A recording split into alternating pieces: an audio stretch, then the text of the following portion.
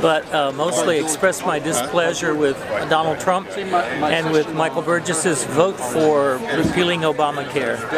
We need representation in Washington that covers both sides of the aisle, and I just don't see we have it. And that goes for both sides. This was handed out to me when I got it. It says, enough dump Trump, which is a sentiment I tend to agree with. Congressman Dr. Michael Burgess. The New York Times broke the story that Donald Jr. and Jared Kushner met with Russians that with ties to the Kremlin to get dirt on Hillary Clinton. First, would you meet with a foreign adversary to get dirt on your opponents? And second, why haven't you asked for Jared's security clearance to be revoked? It may seem circumstantial. Hillary lost because she was a bad candidate. End of story. And Trump won. And Trump won because Russia interfered with our elections. No. And Republicans like you are sitting down and being complacent and allowing an illegitimate president to sit in the White House threatening to fire everybody who comes close enough in that investigation.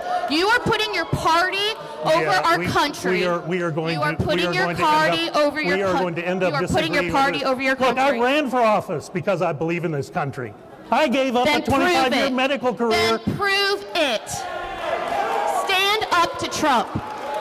Problems in our district, and it seems like you have voted recently to do things that would either make sure that those problems were not solved or would actually make them worse in terms of air quality. So what I'm wondering, this is my question, like, why do you vote for these things that go against the interests of the people who live in your district?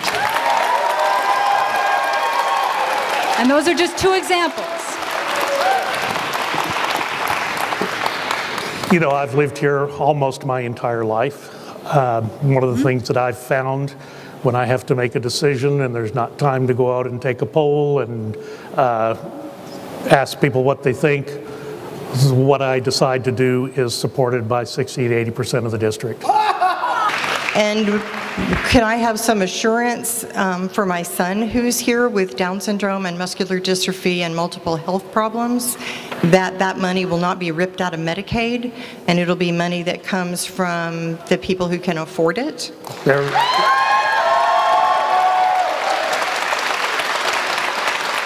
First off, there was never going to be money ripped out of Medicaid, and under the health care proposals, proposals as discussed in the House. Be happy to discuss and work with you.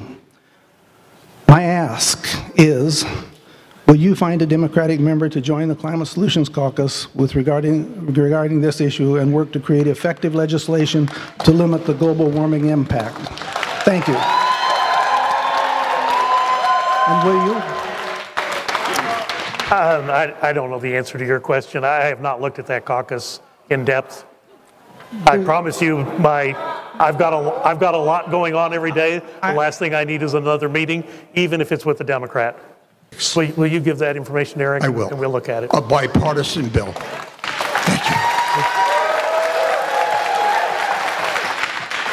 I said we'll look at it. I didn't say we'll do it. What is your position, and what's the status of the National Reciprocity Act, which will allow Texas license to carry holders to carry in 50 states? That is a bill that I have co-sponsored. It's in the House. Not sure what the activity on it has been recently, but yes, it is. Thank you for and as you're familiar, there was a very unfortunate incident at a baseball practice, and that was one of the things that came up as a consequence. Add in Representative Kerry. Participatory democracy is what it's all about. Thanks for being here tonight. If you didn't get enough, we'll do it again Saturday morning in the Colony at 9 a.m. How do you think tonight went? Oh, I'm pleased. I mean, obviously, there's a lot of discussion, as there always is, but all in all, anytime I can walk away, I'm good. Any Thanks surprises? to these guys. Any surprises at all? Yeah, how many policemen were here tonight?